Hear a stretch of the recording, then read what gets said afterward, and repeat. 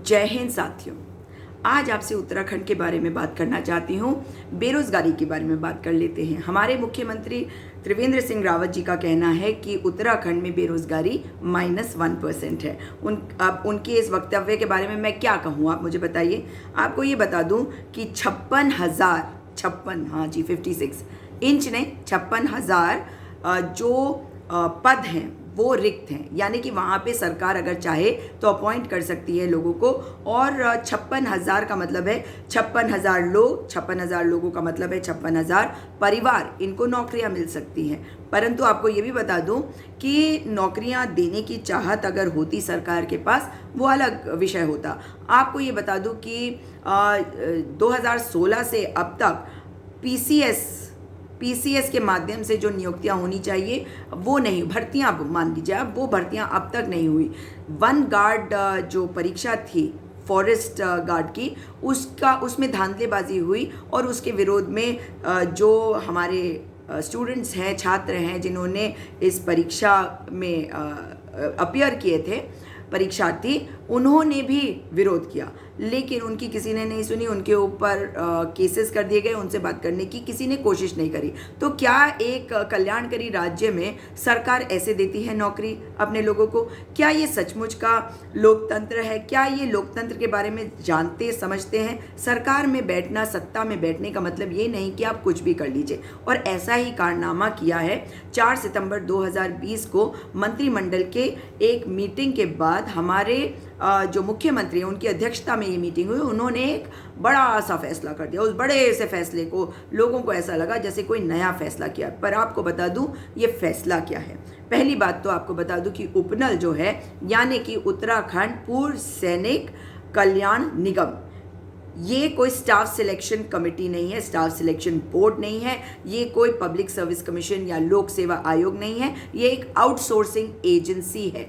ये एक ऐसी एजेंसी है जिसके माध्यम से विभिन्न सरकारी विभागों में कार्मिक उपलब्ध कराए जाते हैं। ये कार्मिक कौन होते हैं? ये पूर्व जो सैनिक हैं और उनके जो आश्रित, उनके ऊपर जो उनके डिपेंडेंट्स, उनको उपलब्ध कराए जाते हैं इन सभी सरकारी विभागों में। आपको बता दूं कि इसमें अगर 2016 के पहले ये होता था कि अगर कोई भी व्यक्ति ऐसा होता जो मतलब सूटेबल नहीं होता था पूर्व सैनिकों में से या उनके आश्रितों में से, तो क्या किया जाता था कि अन्य लोगों में से इनकी भर्तियां करी जाती थी।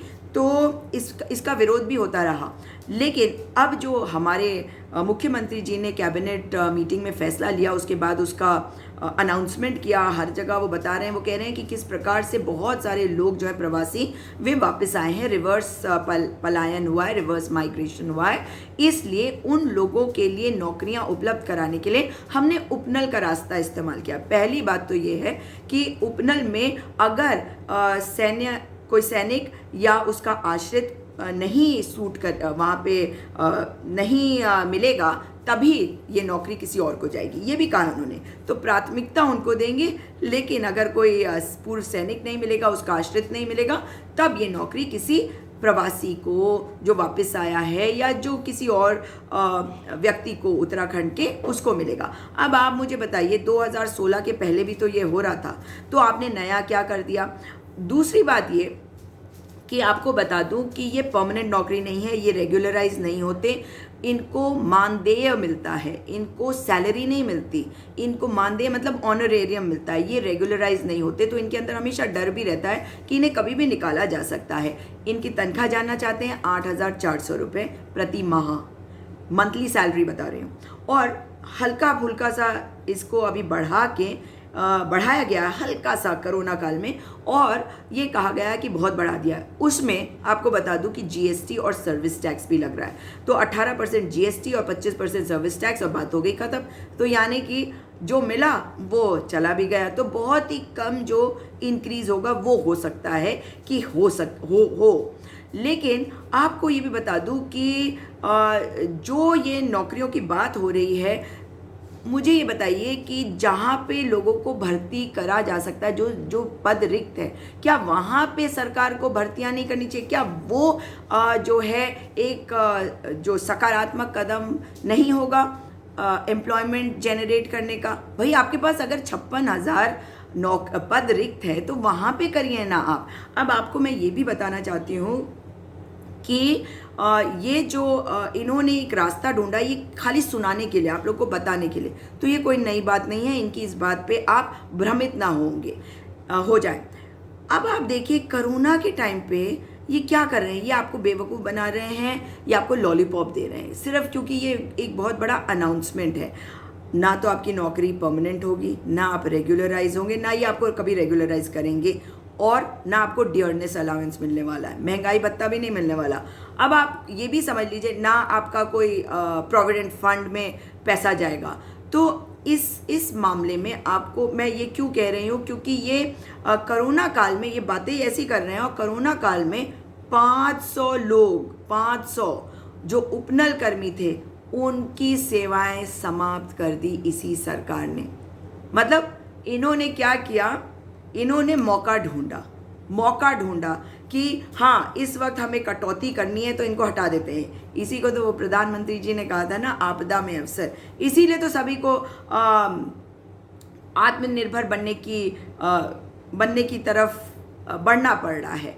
आप देखिए कि जब 2018 में एक पिटीशन फाइल हुई माननीय उच्च न्यायालय के समक्ष नैनीताल में, तो उसमें बताया गया सरकारी वकील के द्वारा कि एक मीटिंग हुई थी 2018 में, और उन्होंने कहा कि इनको रेगुलराइज नहीं किया जा सकता, और उन्होंने किसी एक केस का हवाला भी दिया। इस मैटर में आपको बता दूं कि माननीय उच्च न्यायालय जो है उन्होंने बड़े स्ट्रिक्ट निर्देश दिए थे। उन्होंने कहा था कि उस पर्टिकुलर मैटर को इसमें जोड़ना सही नहीं है, क्योंकि उपनल की जो जिम्मेदारी है वो सरकार की है और सरकार उससे बचने की कोशिश कर रही है। ये सारी बातें माननीय उच्च न्यायालय ने कही थी। उन्होंने कहा था कि आप ये जो पूर्व सैनिकों और उनके आश्रितों को नौकरियां देते हैं उपनल के माध्यम से, आप कोई एक स्टाफ सिलेक्शन बोर्ड बनाइए, एक पब्लिक सर्विस कमीशन बनाइए जिसके माध्यम से इनकी नियुक्तियां हो। लेकिन इस मामले में राज्य सरकार ने क्या किया, मैं आपको वो बताना चाहती हूँ कि जब इस मामले में उच्च न्यायालय से इन्हें फटकार लगी तो ये सीधे चले गए उच्चतम न्यायालय, और वहाँ से ये इन्हें स्टे मिल गया है। तो आप मुझे बताइए कि जिस राज्य में भारतीय जनता पार्टी की सरकार वोट आपसे मांगती है सैनिकों के नाम पे, और आप देते भी हैं, और ये काम कर रहे हैं, ये आपकी नौकरियों को दूसरों को देने का रास्ता बना रहे हैं। जब ये आपको कहेंगे कि आप इसमें सूटेबल नहीं हैं या हमें नहीं मिले, आपको पता नहीं चलेगा, आप इंटरव्यू तक नहीं पहुंचेंगे, आप फॉर्म नहीं भरेंगे, तो क्या होगा, आपकी ही नौकरियां दूसरों को दी जाएगी। तो जो पार्टी इतनी बातें करती है सेना के बारे में, राष्ट्रवाद के बारे में, पूर्व सैनिकों के बारे में, और हम सैन्य बाहुल्य राज्य हैं, तो हमारी तो और भी ज़्यादा जिम्मेदारी है कि हम उनका मान सम्मान करें जो हमारी सरहदों की रक्षा करते हैं, अपने प्राण दे देते हैं, उनके आश्रितों की रक्षा करें जो इतनी कठिन परिस्थितियों में सरहदों की रक्षा कर रहे हैं। परंतु ये अब आपको सोचना है कि ये सरकार क्या सचमुच में आपके हितों के बारे में सोच रही है।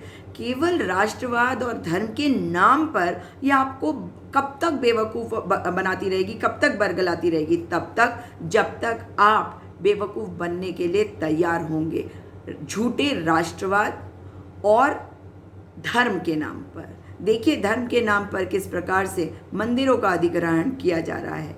ये सरकार आपके बारे में बिल्कुल नहीं सोच रही है, और मैं तो सरकार से फिर निवेदन भी करूंगी कि आप जो 56,000 पद रिक्त हैं उन पर नियुक्तियां करें और ऐसी व्यवस्थाएं बनाएं कि हम एम्प्लॉयमेंट स्टेट की तरफ से जनरेट कर सकें। और मैं ये नहीं कह रही हूँ कि आपको कोई पब्लिक सेक्टर यूनिट बनाना है, आप लोगों को, उन लोगों को जो ये कर सकते हैं उनको वो सुविधाएं दें, उनसे ये अग्रीमेंट करें कि वो हमारे राज्य के लोगों को नौकरियां दें। बहुत रास्ते हैं, मगर आप किसी की सुनने को तैयार होंगे तभी तो वो रास्ते आपको दिखेंगे। साथियों सोचिएगा, दोबारा आपसे मुलाकात होगी। जय हिंद।